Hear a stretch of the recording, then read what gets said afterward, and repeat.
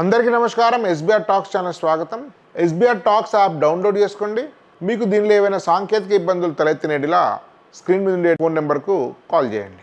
SBR talks ఇప్పటికే వేలాది మందికి ఇంజనీరింగ్ కౌన్సిలింగ్ గైడెన్స్ అందించి వారు మెరుగైనటువంటి ఇంజనీరింగ్ సీట్ పొందడంలో పూర్తి స్థాయి దోహదపడింది. ప్రస్తుతము ఈ సంవత్సరం ఎస్బీఆర్ టాక్స్ 4 రకాల ఇంజనీరింగ్ కౌన్సిలింగ్ గైడెన్స్ కోర్సెస్ నిర్వహిస్తున్నది. దానిలో మొదటిది జోసా బిట్సాట్ కౌన్సిలింగ్, రెండవది దేశంలోని ప్రతిష్టాత్మక సంస్థలైనటువంటి విట్, మణిపాల్, అమృత, కామెడికేషన్ మరియు ఇతర ప్రముఖమైనటువంటి యూనివర్సిటీల యొక్క ఇంజనీరింగ్ కౌన్సిలింగ్, మూడవది టీఎస్ మరియు ఏపీ ఎంసెట్, నాలుగవది మీరు మీ పిల్లలకు ఆశించిన సీట్ రాని ఎడలా మీకు తగిన విధంగా గైడ్ చేస్తూ మంచి ఇంజనీరింగ్ కాలేజ్లో డైరెక్ట్ అడ్మిషన్ పొందే విధంగా కూడా సహకరించింది. కాబట్టి ఈ అవకాశాన్ని అందరూ వినియోగించుకోవాల్సిందిగా సూచన. ధన్యవాదాలు.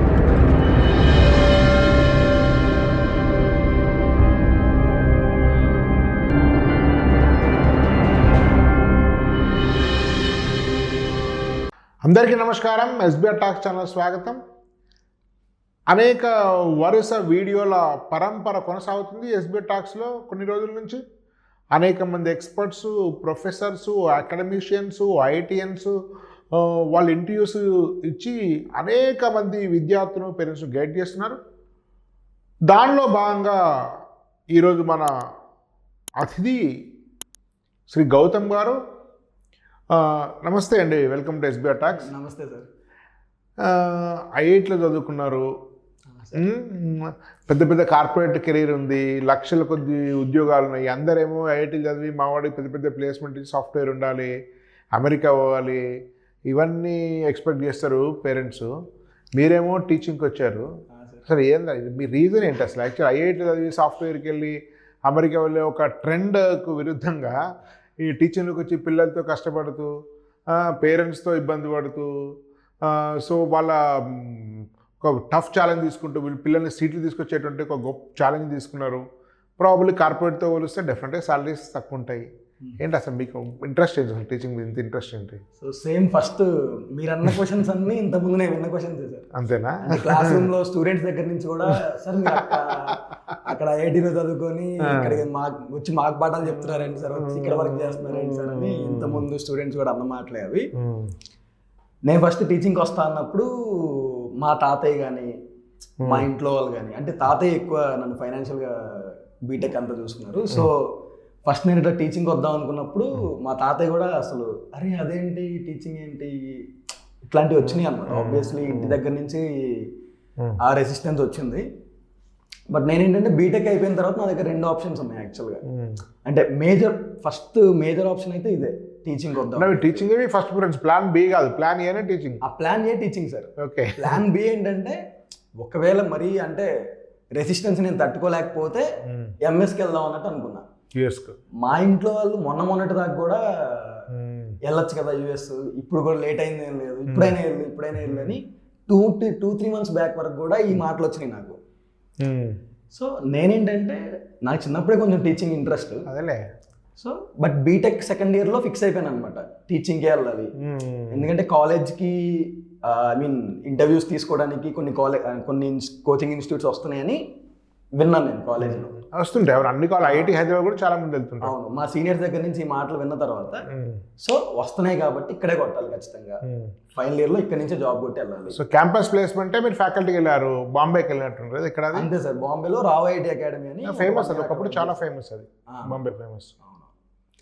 సో తర్వాత 2 years నారాయణ అట్లా బేసిక్గా కెరియర్ స్టార్ట్ అవటం రావ్ ఐఐటీ అకాడమీ బాంబే నుంచి స్టార్ట్ అయింది. అందరు ఒరాకిల్, మైక్రోసాఫ్ట్, అమెజాన్, గూగుల్కి వెళ్తా అంటే మీరు బాంబేలో ఉండే రావచ్చు. అక్కడ ఇట్స్ గ్రేట్ థింగ్ యాక్చువల్లీ, చాలా అప్రిషియేట్ చేస్తున్నాను.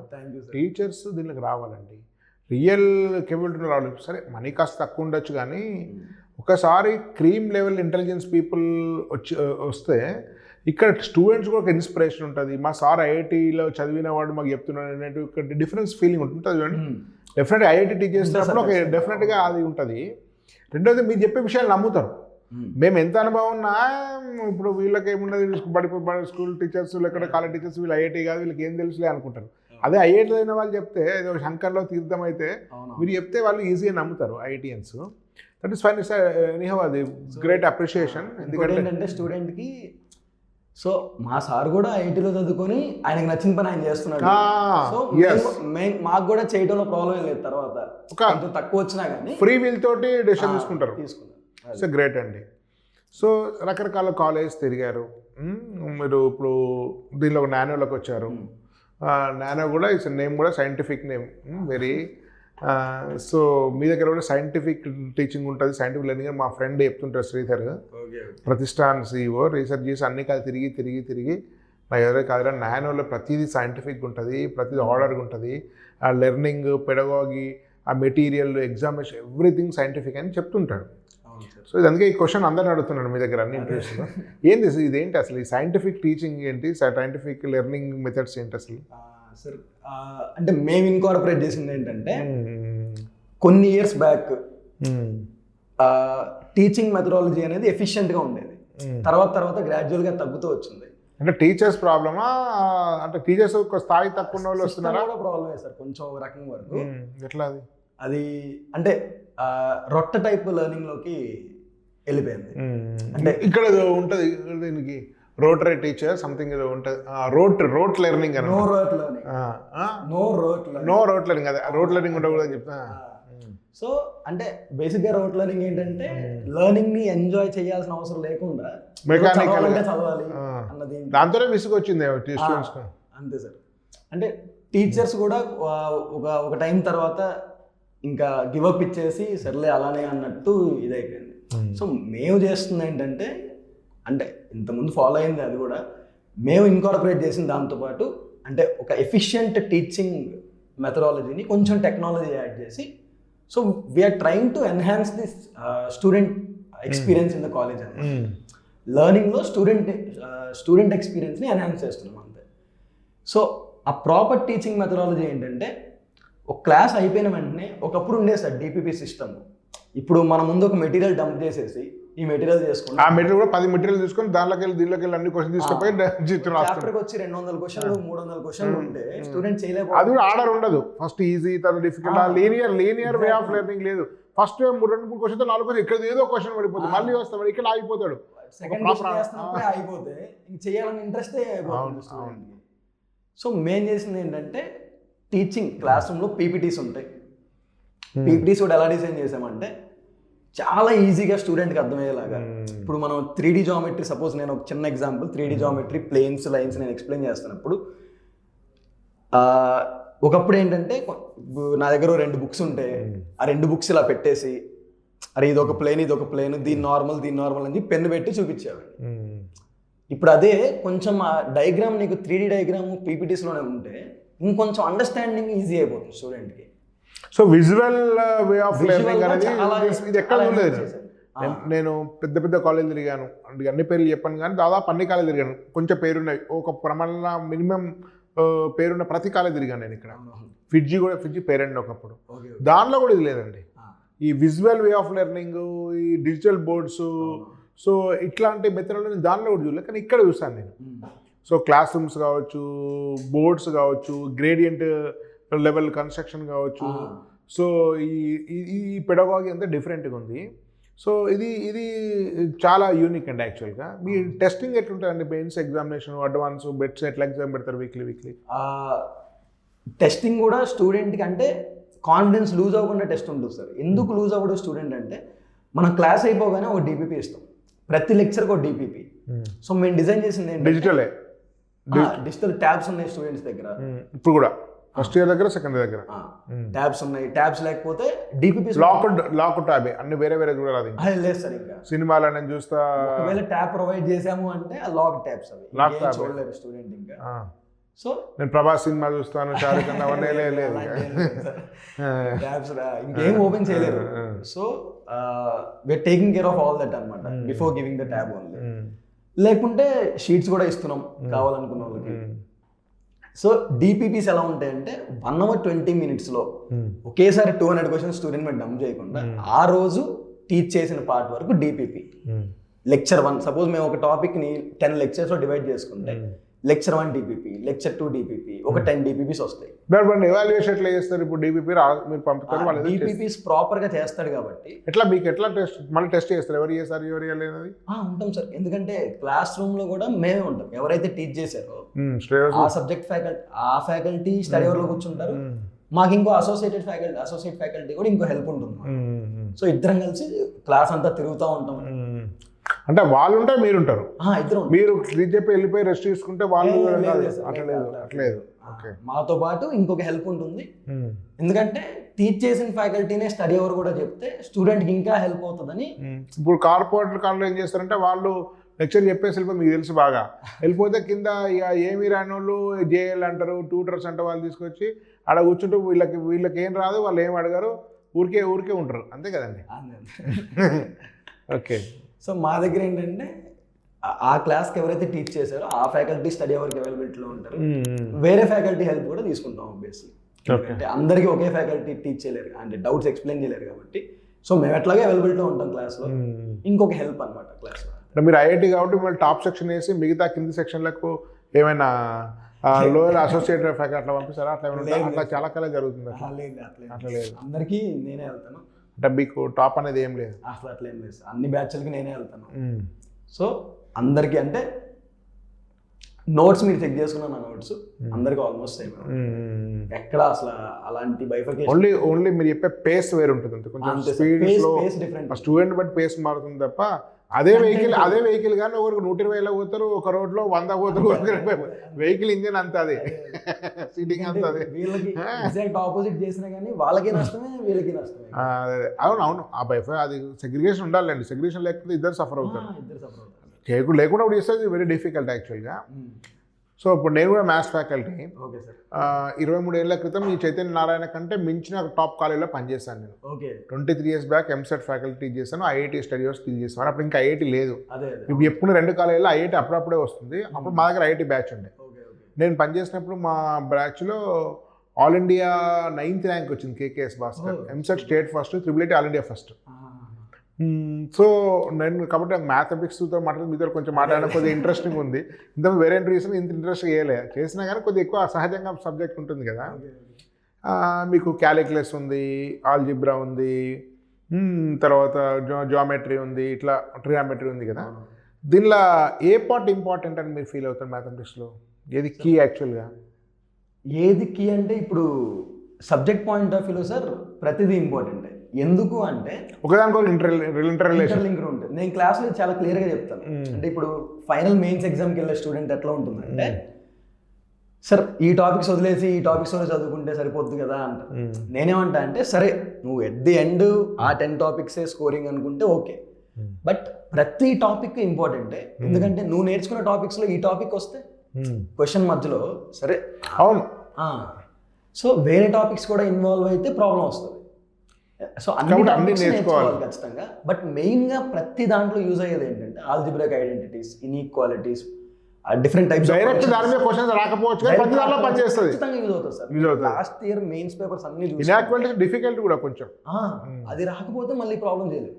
నీకు సగం క్వశ్చన్ వచ్చు, సగం క్వశ్చన్ తర్వాత క్వాడ్రాటిక్ ఈక్వేషన్స్ అంతే సార్. క్వాడ్రాటిక్ ఈక్వేషన్ వచ్చింది, తర్వాత ఇన్ఈక్వాలిటీ వచ్చింది, ఫంక్షన్స్, డొమైన్ లో మొత్తం ఇన్ఈక్వాలిటీస్. అవును, ఒక్క ఇన్ఈక్వాలిటీస్ నీకు రాకపోతే డొమైన్ ఎలా చేయాలో తెలుసు. కొన్ని చాప్టర్స్ అన్నిటికి సంబంధం, ప్రాబబిలిటీ ఉంది, అన్నిటికి సంబంధం ఉండదు. లేదు, ప్రాబబిలిటీలో కూడా కొన్ని ఏంటంటే సార్ ఇన్ఈక్వాలిటీస్ ఇస్తున్నారు. ఇప్పుడు జామెట్రిక్ ప్రాబబిలిటీ అని ఒక కాన్సెప్ట్ ఉంది. అదట్లేదు, ప్రాబబిలిటీలో ఇన్ఈక్వాలిటీస్ పనిచేస్తుంది, ప్రాబబిలిటీ అన్నింటిలో పనిచేయదు. అది సో అన్నిట్లో పనిచేసే ఏంటంటే డిఫరెంట్ టైప్స్ ఆఫ్ ఫంక్షన్స్. ఇప్పుడు modulus function, step function, next algebraic identities, అవి రాకుండా ఏం చేయలేము మళ్ళీ. అవును, ఆల్జిబ్రా కొంత బేస్ అని అనుకోవచ్చు ఒక రకంగా. ఖచ్చితంగా ఉన్న వాటిల్లో ఆల్జిబ్రా బేస్. ఐడెంటిటీస్ చాలా ఇంపార్టెంట్ సార్. అవును అవును. అండ్ ట్రిగ్నామెట్రీ రాకుండా క్యాలిక్యులస్. ఆల్జిబ్రా, ట్రిగ్నామెట్రీ కోర్ అనుకోవచ్చు, కోర్ అనుకోవచ్చు రెండింటి. అందుకే మనం షెడ్యూల్ స్టార్టింగ్ లో అవే చెప్తాం. అవును అవును. ఫస్ట్ ఆల్జిబ్రాక్ మనం క్లాస్ స్టార్టింగ్ సార్, ఒక స్టూడెంట్ ఒక పిల్లవాడు మన దగ్గరకు వచ్చినప్పుడు ఫస్ట్ క్లాస్ లో నేను చెప్పేది బోర్డు మీద ఆల్జిబ్రాక్ ఐడెంటిటీస్ అని రాసి a+b² అక్కడి నుంచి స్టార్ట్ చేస్తాం. సో వాళ్ళ ఫామ్లో నేర్చుకొని ఉండొచ్చు. a+b² ఎలా వచ్చింది అనేది కూడా చెప్తాం మనం. ఎందుకంటే వాళ్ళు ఇంతకుముందు నేర్చుకొని ఉండొచ్చు, నేర్చుకొని ఉండకపోవచ్చు, మనకు తెలియదు అది.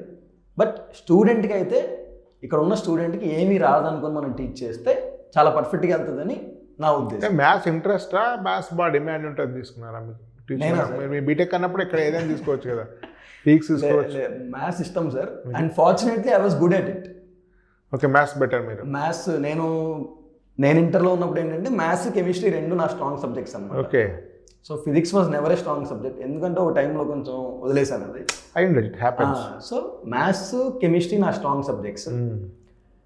మ్యాథ్స్ కన్నా ఒక టైంలో కెమిస్ట్రీ స్ట్రాంగ్ నాది యాక్చువల్గా, రియాలిటీలో మాట్లాడుకుంటే ఆనెస్ట్గా నాది మ్యాథ్స్ కన్నా chemistry strong. But chemistry teach చేయడానికి అందరూ వర్కౌట్ అవుతుంది, చాలా ఎక్స్పర్టీస్ ఉండాలి. So maths more logical and intelligentsia పనిచేస్తుంది. దట్టు ఐఐటి చదువుకున్న వాళ్ళు కెమిస్ట్రీకి మళ్ళీ కష్టం అవుతుంది, అంత సబ్జెక్ట్ మర్చిపోయి ఉండదు. అదే ఎంఎస్సీస్ కు కంఫర్ట్ ఉంటుంది. చాలా అదే అది మోర్ దాన్ లాజిక్ అంటే సబ్జెక్ట్ కంటెంట్ ఓరియంటెడ్. అదే ఇప్పుడు ఫార్ములా మర్చిపోయినా రివైజ్ చేసుకుంటే అయిపోతుంది, ఎందుకంటే ఆ లాజిక్ అనేది మనం మర్చిపోం కదా. మీరు చూసుకుంటే అడ్వాన్స్ కూడా మీరే టీచ్ చేస్తారు, అడ్వాన్స్ మెయిన్స్ అన్ని మీరే టీచ్ చేస్తారు. నేను డీల్ చేసే బ్యాచెస్ కి ఏదైనా కానీ నేనే డీల్ చేస్తాను. ఇప్పుడు ఎట్లా తేడా ఉంది, ఎట్లుంది maths EAMCET mains advance BITS మధ్య ఏం డిఫరెన్స్ కనిపిస్తుంది మీకు పేపర్ ప్యాటర్న్? డిఫరెన్స్ ఏంటంటే mostly standard of the question difference sir. ఇప్పుడు ఏంటంటే standard of the question obviously మనకి advance greater than mains, greater than BITSAT, greater than EAMCET. But మన EAMCET papers అయినా కానీ లాస్ట్ 5-6 years మెయిన్స్ కంటే అదే difficult ఉంటుంది కదా ఎంసెట్ ఈ మధ్య కాలంలో. అంటే ఒక లెంగ్తీ ఉంటున్నాయి కదా ఎంసెట్ మెయిన్స్ కంటే. ఉంటున్నాయి సార్ యాక్చువల్గా. అది మీకు మెయిన్స్ 300 వచ్చిన వాళ్ళు ఉంటున్నారని ఎంసెట్ 160 ఒక్కడు ఉండట్లేదు. సో దాంట్లో ఇంకో ప్రాబ్లం ఏంటంటే స్టాండర్డ్ ఆఫ్ ది క్వశ్చన్ తో పాటు నెంబర్ ఆఫ్ క్వశ్చన్స్ కూడా డిఫరెన్స్ ఎక్కువ ఉంటాయి కదా. ఎక్కువ ఉంటాయి. ఎంసెట్ లో మనకి 80 క్వశ్చన్స్ ఉన్నాయి కాబట్టి అదే ఓవరాల్ గా ఎంసెట్ లో స్కోర్ చేయడం డిఫికల్ట్ దాన్ మెయిన్స్ గా అనుకోవచ్చు. ఎంసెట్ లో స్కోర్ చేయడానికి పేస్ కావాలి సార్, అది స్పీడ్ తో ప్రాబ్లం చేయగలగాలి. ఎంత స్పీడ్ ఉన్నా 160 తెచ్చుకున్న వాళ్ళు అయితే నాకు తెలిసి 5-10 ఏళ్ళలో తెలుగులో ఒక్క మనిషి కూడా లేడు. ఆల్ ఇండియా ఫస్ట్ ఐఐటి వచ్చిన వాడు కూడా ఇక 160 రాలే. ఆడ 90% స్కోర్ చేస్తున్నాడు, ఇక 90% రావట్లేదు. నాకు తెలిసి 130-140 హైయెస్ట్ ఉంటుంది మధ్యలో. అంతే సార్, అసలే ఎక్కువ క్వశ్చన్లు చేయాలి తక్కువ టైంలో, లెంగ్తీ క్వశ్చన్స్ చేయాలి. దాంతోపాటు మళ్ళీ లెంగ్తీ క్వశ్చన్ అంటే ఇంపాసిబుల్. అది హ్యూమన్ బ్రెయిన్ కు 160 ఇంపాసిబుల్ చెప్పుకోవచ్చు, ఇర్రెస్పెక్టివ్ ఆఫ్ ది ఇంటెలిజెన్షియా. ఇప్పుడు ఇంకోటి అబ్జర్వ్ చేస్తే సార్ మనం లాస్ట్ ఫ్యూ ఇయర్స్లో ఎంసెట్ లో టాపర్స్ ఐఐటి టాపర్స్ మ్యాచ్ అవుతున్నారు. అవును, ఒకప్పుడు ఉండేది కదా అట్లా. అవునవును, ఎంసెట్ లో లెవెల్ ఉండే, ఎంసెట్ చాలా ఐపీ కంటే కొంచెం ఎక్కువ ఉండే అంతే. ఇప్పుడు అట్లా కాదు. 10 years బ్యాక్ రిపీటెడ్ క్వశ్చన్స్ వచ్చేది, ఇప్పుడు లేదు. ఎంసెట్ ఎప్పుడైతే ఆన్లైన్ అయిపోయిందో వీళ్ళు ఒక కన్సల్టెన్సీకి ఇచ్చారు ఎంసెట్ పేపర్ ఇచ్చి, ఆ మొత్తం ఆన్లైన్ వేరే వాళ్ళు కండక్ట్ చేసి, వీళ్ళు కాదు, ఓన్లీ నిర్వహణ. సో ఆ ఇంటెలిజెన్స్ ఆ సాఫ్ట్వేర్ వచ్చి అక్కడ జంప్ క్వశ్చన్సే ఒక సెట్ ఆఫ్ క్వశ్చన్సే వస్తున్నాయి. సో ఇప్పుడు మ్యాన్ మేడ్ కాదు, ఇది మిషన్ మేడ్. సో ఎంసెట్ అన్ని మారిపోయింది. ఇప్పుడు ఆన్లైన్ సుమారుగా 10 ఏళ్ళు అయింది. ఈ 10 ఏళ్ళ నుంచి మీరు చూడండి పేపర్ అన్ని ఒకటే తీరు ఉంటాయి. మీరు గమనించి లాస్ట్ 10 years పేపర్. నేను రాసిన పేపర్ కూడా 2012లో రాశాను ఎగ్జామ్. ఓకే, ఎంసెట్ పేపరు మేమేదో సరదాగా అప్పటికే ఐఐటి సీట్ వచ్చిందని తెలుసు. అప్పట్లో స్టూడెంట్ మెంటాలిటీ ఎలా ఉంటుంది, వెళ్ళి ఎంసెట్ ఎగ్జామ్ కొంచెం చిల్ అయిపోయి ఎగ్జామ్ అంటే ఎంజాయ్ చేసి వచ్చాం. నాకు 5000 ర్యాంక్ వచ్చింది, నేను షాక్ అయ్యా ఎట్లా వచ్చిందని. మా ఫ్రెండ్స్ ఐఐటిలో మంచి ర్యాంక్ వచ్చిన వాళ్ళు కూడా సింగిల్ డిజిట్ ర్యాంక్ ఉన్నారు. సార్ యాక్చువల్గా మీరు గమనించే ఉంటారు, ఇప్పుడు మ్యాథ్స్ యొక్క వాల్యూ పెరుగుతుంది. మీరు మెయిన్స్లో సమానంగా ఉండొచ్చు, ఫిజిక్స్ కెమిస్ట్రీ తోటి అడ్వాన్స్ సమానంగా చూస్తే మీరు కొంచెం అబ్జర్వ్ చేయండి. అమృతాలో మ్యాథ్స్ వెయిటేజ్ ఎక్కువ ఉంది, 40 మార్కులు అది ఉంటే కెమిస్ట్రీ 25 ఉంది. శివనాడూరులో మ్యాథ్స్ చాలా వెయిటేజ్ ఉంది, బిట్స్లో ఎక్కువ వెయిటేజ్ ఉంది. ఈ మధ్య కాలంలో ఎంసెట్లో వెయిటేజ్ ఎక్కువ.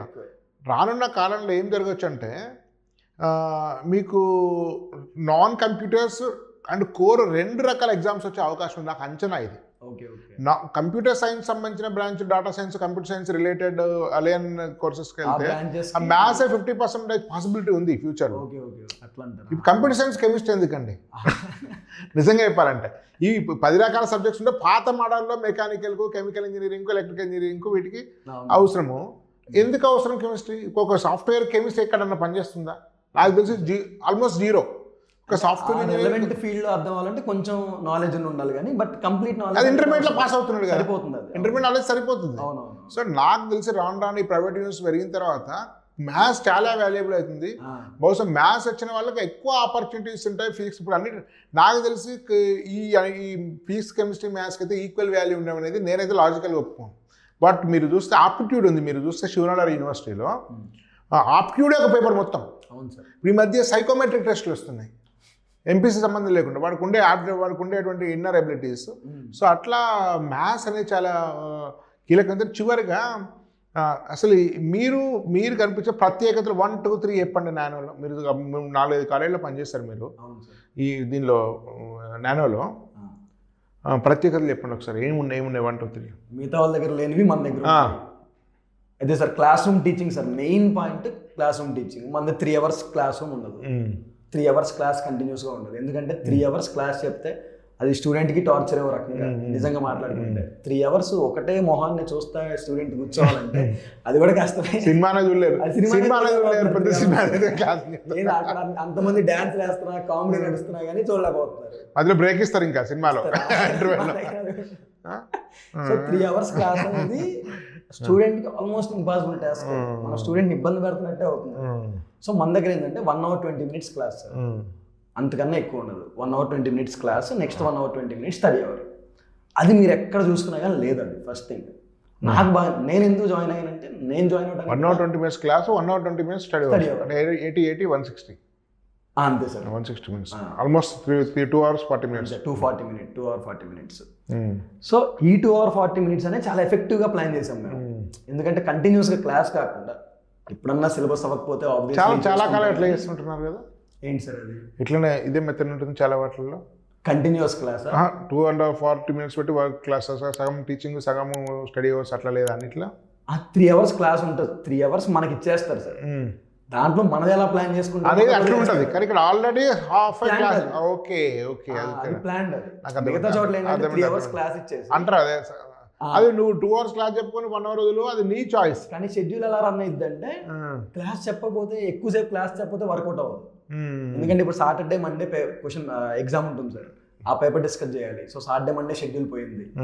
మిగతా 4 days లో మనం 1 week సిలబస్ కవర్ చేయాలంటే 1.5 hour క్లాస్ చెప్తాను. అర్థమైంది. అంటే అంటే compelled to take full class అన్నట్టు, ఫుల్ టైం అట్లా అంటే ఆటోమేటెడ్ ఉంటుంది సిస్టంలో. ఓకే. సో మన దగ్గర ఏంటంటే అది సపరేట్ చేసాం, అది సెగ్రిగేట్ చేసాం. 1 hour 20 minutes class, 1 hour 20 minutes study. ఒకటి ఇంకా 2, 3 చెప్పండి. ఇదొకటి. ఇంకోటి క్లాస్ రూమ్ టీచింగ్ ఎఫెక్టివ్గా ఎలా జరగాలంటే మన దగ్గర బోర్డ్ సిస్టమ్ తీసాం, వైట్ బోర్డు తీసేసి డిజిటల్ బోర్డ్స్ చూసాను నేను. అన్ని బ్రాంచ్ ఉందట కదా, కొత్తపేటలో, మాదాపూర్లో, ఇక్కడ నానో ఎక్కడ నానో అసోసియేట్ అయినా దానిలో అవే ఉంటాయి. ఇప్పుడు మీకు శంషాబాద్ లో గురుకుల్ కొత్త పెద్దది ఇంటిగ్రేటెడ్ క్యాంపస్ 15 ఎకరాలు వస్తుందట. అది హైదరాబాద్ లో పెద్దది. మీకు మీరు అందరు దానికోసం చూస్తున్నారు. మేము కూడా వెయిటింగ్ సార్ యాక్చువల్గా దానికోసం. అక్కడికి వెళ్ళిపోతారు, ఇక్కడ ఉంటారా మీరు? చూద్దాం సార్. అప్పుడు అందరు అక్కడికే పోతా అంటున్నారు. సార్ కూడా Krishna Chaitanya sir already room కూడా తీసుకున్నా, అక్కడికే వెళ్ళిపోతా. వెనక హిమాయత్ సాగర్ ఉంది, బ్యూటిఫుల్ ఉంటుంది ఇట్లా అని చెప్తున్నాను కృష్ణ సార్. మమ్మల్ని ఏమైనా అప్పుడప్పుడు గెస్ట్ లెక్చర్ కోసం సో అడగండి. మేము ఐఐటీలు సార్ మాకు అక్కడ ఇవ్వండి, మాకు ఇదే కావాలి అడగండి. మీ ఐఐటీలు చెప్తే ఏదైనా వింటున్నారు ఇవాళ రేపు నడుస్తుంది అట్లా ఐటీ ట్రైనింగ్. సో ఇంకో అది సార్, ఎందుకంటే మనం థియరీ అంతా బోర్డు మీద రాయాల్సిన అవసరం లేకుండా ఒక టైం సేవ్ అవుతుంది. అంటే తక్కువ టైంలో ఎఫెక్టివ్ యూటిలిటీ ఎక్కువ ఉంది అన్నట్టు. యూటిలిటీ ఎక్కువ ఉంది. అండ్ స్టూడెంట్ తో ఫేస్ టు ఫేస్ ఇంటరాక్షన్ చాలా ఎక్కువ అయిపోయింది. రైట్. ఎందుకంటే బోర్డుకి వెళ్ళి చూసి చెప్పడం కన్నా మీరు బోర్డుకి వెళ్ళి ఎక్కువసేపు రాస్తే అక్కడ ముచ్చట్లు పెట్టేస్తారు. పీపీటీ ఉంటే ఎగ్జాక్ట్లీ అంతే. సార్ ఇప్పుడు అటు తిరుగుతారా ఇటు తిరుగుతా అని చూస్తా ఉంటాడు అంతే. పీపీటీ చూపిస్తూ స్టూడెంట్ వైపు అర్థమైంది. సో ఇప్పుడు లెక్చర్ కంఫర్ట్గా ఉండొచ్చు అన్నట్టు. మరి వెనకాల ఏం మాట్లాడుతారు అనేది లేదుగా. ఓకే. ఇంకోటి డిపిపి సిస్టమ్ సార్ మన దగ్గర. డిపిపి సిస్టమ్ ఎక్కడా లేదు. డీటెయిల్డ్ చేయకుండా డిపిపి అంటే అన్నారు daily practice papers. Daily practice paper ప్రతి పీరియడ్ ఉంటుంది. ఆ రోజు చాప్టర్ కాదు, పీరియడ్. వెరీ గ్రేట్ అండి, ఇది వెరీ యూనిక్. వీక్ లో 5 classes నడుస్తుంటే 5 lectures ఉంటే 5 lectures కి 5 DPPs. ఒక్కో లెక్చర్ కి ఒక్కో DPP ఇస్తాం with limited number of questions covering all the concepts. Great. Ranging from easiest to toughest questions. Great అండి. థ్యాంక్ యూ గౌతమ్ గారు. ధన్యవాద్. భారత్ మాతకి